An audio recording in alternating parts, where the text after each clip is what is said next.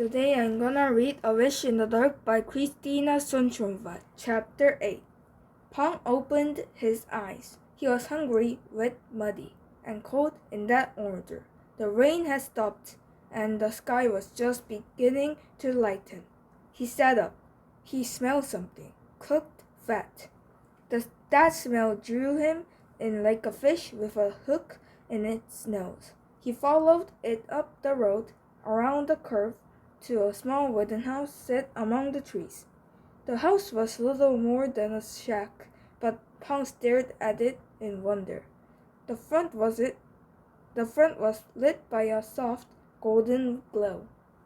The only orb lights they'd had at Namwon were violet for the country courtyard and classrooms, and crimson for cooking and boiling the laundry.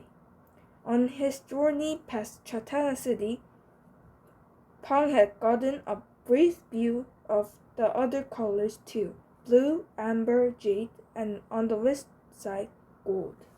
But the light in front of the house behaved strangely. It seemed to shift and dance around. It was soft and warm at the same time, with no buzz. Instead, Pong heard a different sound, a crackle. He crept a little closer, hiding behind the plant with leaves shaped like elephant ears. A short man with a round belly stood in front of the house with his back to Pong.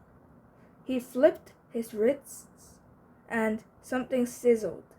Then Pong noticed the smoke drifting up into the dark sky. His jaw fell open. The man was cooking over a fire. Pong had never seen one before. After the great fire and the arrival of the governor, flame of any kind had been outlawed in that city. Pong's schooling at Namwon was fairly pitiful, but one lesson was drilled into the prison children over and over again. The greatest danger in the world was fire. Pong watched, entranced, as the flames licked the sticks of meat. He opened his mouth and let the pork-flavored air settle on his tongue. "Don't just stand there," shouted a woman's voice. Startled, Pong ducked farther behind the bush. "You'd better get going or you're going to miss them." "I'm hurrying as fast as I can," said the pot-bellied man. "Here, hand me that dish. I think it's ready." Pong peered through the elephant ears. The man picked up the squares of meat off the smoking grill and piled them onto a wooden dish. Greasy bits dripped down and sizzled on the coals. Pong gasped to see the man putting his hand just inches from the flames. A woman with a face caked in half-wet baby powder came out of the house. She dressed the dish with some green onion and herbs and then slapped the man's back. "Go on, get. The monks will already be back at the temple. You'll have to take this straight there." Yes, I'm going," said the man as he slipped on his shoes. He shuffled out of his yard and up the dirt road. Pong waited a few seconds, then followed behind, staying in the bushes. The tall pile of meat tittered on the man's dish as he huffed up the mountain. Pong wished with all his might that one of the squares would fall off, but the man was like a juggler, never dropping any of it. The dirt lane wound through the jungle and met up with a larger road. There were houses here, but not many, and Pong was able to stay hidden in the vegetation and the early morning shadows. The trees and the road opened up all at once to reveal the grounds of a temple. The cluster of buildings all had stacked tile roofs that sloped steeply to the sky. Pong had never been to a temple before, but based on what he'd seen in books, this one was on the plain side. Only the roofs were painted, and there weren't any statues or fine carvings around the grounds. Pong caught the scent of incense cutting through the glorious pork smell. The man puffed up the steps of one of the temple halls. Pong stayed at the bottom of the steep steps and watched him.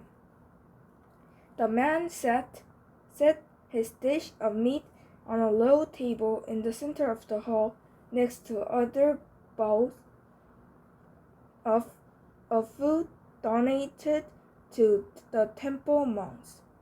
Garlicky vegetables, fried chicken, and the mysterious morsels wrapped in shiny banana leaves.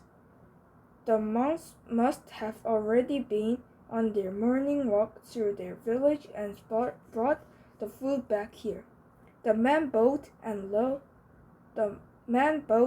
and respectfully, even though no one was there to see. Pong could hear the deep voices of men chanting further back in one of the other buildings. The man stood up with a groan. He jogged back down the steps and disappeared down the dark road. Pong's mouth watered. The monks would be taking their morning meal soon. He didn't have much time. He leaped up the steps and snatched 2 swift skewers of meat off the dish on the table. With one in his hand and one in his teeth, he wired around to find a face caked in baby powder staring at him in shock. The old woman stood frozen. The basket of sticky rice her husband had forgotten swinging from her fingertips. The baby powder flaked off her cheeks as her shock turned to outrage. Are you stealing that? From the monks? Pong took the skewer out of his mouth. He held his left arm behind his back and waved the other stick of meat out in front of him like a wand. Lice tumbled from his lips. No, this isn't what it looks like. I didn't steal this. The monk said I could have it. A quizzical